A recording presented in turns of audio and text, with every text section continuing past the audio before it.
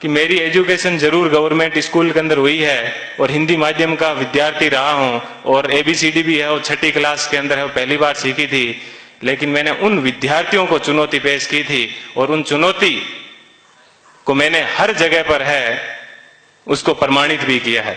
मैंने मेरे जीवन की जो सबसे पहले शुरुआत की थी वो पटवारी से की थी।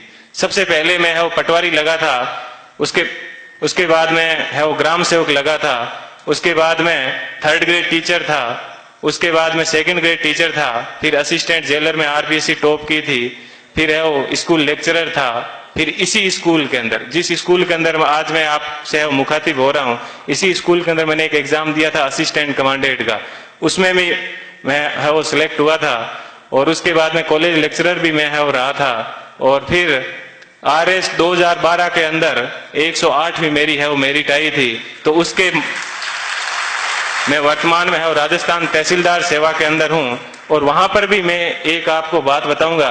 देखिए ईश्वर अपने से क्या चाहता है, कब चाहता है कि अपने को जीवन में कभी भी उदास नहीं होना चाहिए।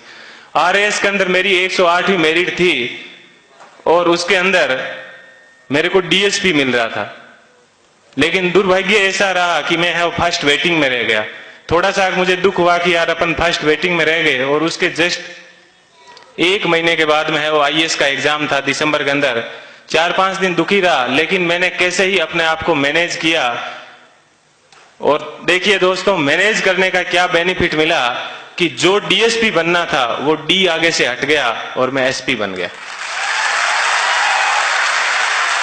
बात यह है कि अपन जीवन के अंदर चाहते क्या है, अपन अपने आप को कितना डिवोट कर पाते हैं।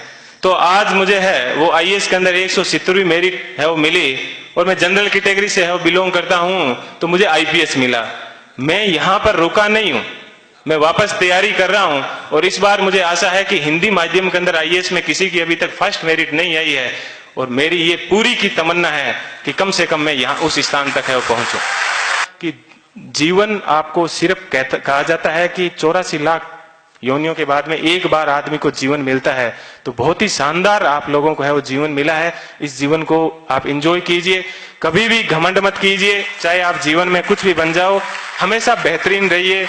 और आप लोगों से मैं वो आशा करता हूं कि अगले साल जब प्रोग्राम होगा तो आप सब लोग हैं वो यहाँ पर आने का मौका मिले। थोड़ी सी देर पहले मैं देख रहा था कि मालाएं कम पड़ रही थी, तो अगले साल इतनी संख्या माना कि सब मालाएं कम पड़ जाए, ठीक है, इतनी संख्या में यहाँ पर आना और तब इनको है वो रियल खुशी होगी। इस कोचिंग संस्थान को पुनः मैं एक बार है इस कोचिंग संस्थान को बहुत बहुत धन्यवाद देता हूँ। हमेशा दिमाग में एक बात ध्यान रखिएगा कि मुझे किसी मैगजीन के कवर पेज पे आना है। मुझे भी जीवन में उसी दिन खुशी हुई कि इस बार जब PD के ऊपर सब जगह पर मुझे कवर पेज के ऊपर है वो जगह मिली। ऐसी चीज हमेशा ध्यान रखना कि मुझे क्रॉनिकल PD सब जगह कवर पेज पे मिला और आज क्रॉनिकल पे प्रेम सुख डेलू के नाम से या यूट्यूब के ऊपर अनेक वीडियो चलते हैं, तो मुझे बेहद खुशी होती है। आप भी अपने जीवन में ऐसे टारगेट रखना और हमेशा युवाओं को है वो प्रेरणा देते रहना। कभी सिलेक्शन होने के बाद में ये मत कहना कि ये एग्जाम बड़ा हार्ड है, हमेशा ये कहना बहुत इजी है और यदि मैं कर सकता हूं तो आप भी ये एग्जाम है वो कर सकते हो।